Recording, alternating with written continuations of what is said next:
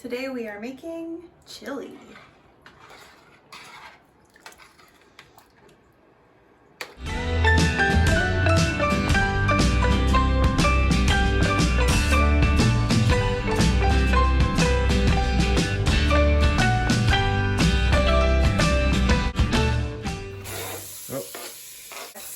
We're just cleaning up the floor.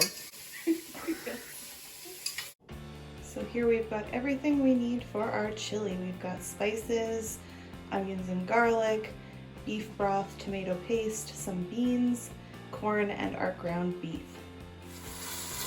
So we've got some ground beef that we're gonna cook up till it's almost brown, completely browned.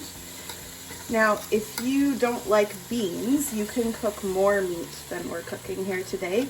You can also add chunks of beef to your chili as well.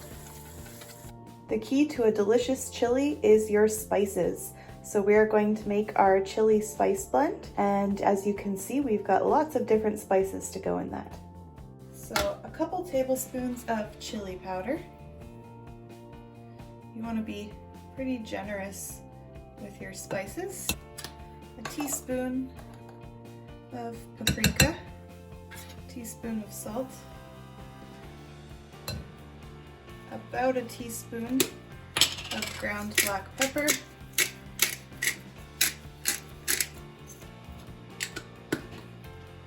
teaspoon of oregano. If you get a little extra, that's okay. This is what adds the flavor. 1 or 2 teaspoons of cumin, a sprinkle of cayenne pepper, not too much, a tiny sprinkle of cinnamon, and a couple teaspoons of cocoa powder. This really adds a nice depth of flavor to your chili.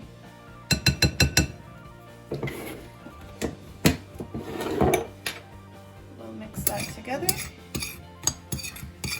Look at all those colors. And there's our chili spice blend, which we are going to use to season throughout the cooking process. A good chili spice blend should smell like chili. Another important flavor component in our chili is an onion, some cloves of garlic, and some chilies for heat.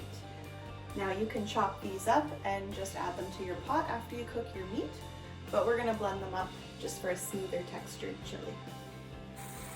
So our meat is almost cooked and we're gonna start adding some of our spices. We're gonna add spice gradually throughout the cooking process to layer the spices.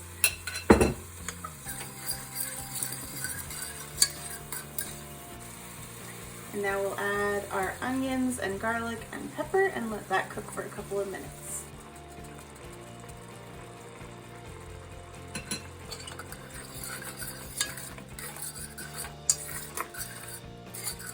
So next we're going to add some beef broth to our chili. If you like, you can also add a bottle of beer. Usually we've used like a red ale, like a Rickard's Red or a Keith's, and that goes really nicely in your chili as well.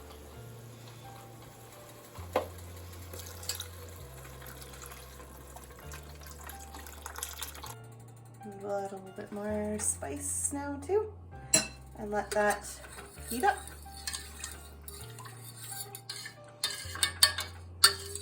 Then we're going to add about a cup or 2 of tomato paste. It was frozen. You can also use chunks of tomato or canned tomatoes and add that in now. There it goes.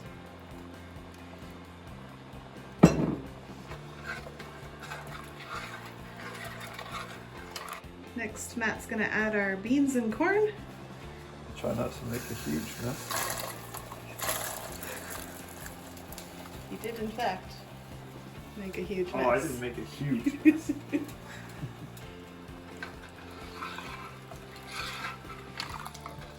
We're gonna bring that just to a boil, make sure everything gets good and hot.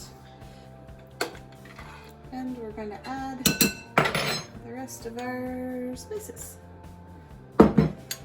Smells good already.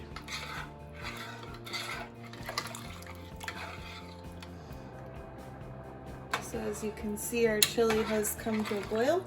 So we're gonna put a lid on, turn it down to low to medium heat and let it simmer for a full hour to let all of those delicious flavors blend together.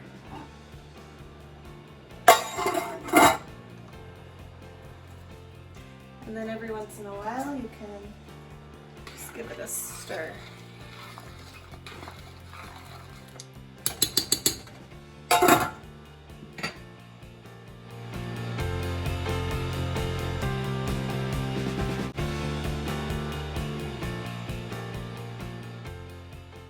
Well, we have some delicious chili to eat here this evening. It's been cooking for a while to let all the flavors blend together. It also goes really well with some tortilla chips and some nice melted cheese as well on the top. It's going to be good. I hope you can make this and enjoy it yourself. And thanks for watching this video with us. And until the next one, we'll see you next time. Thanks. Bye.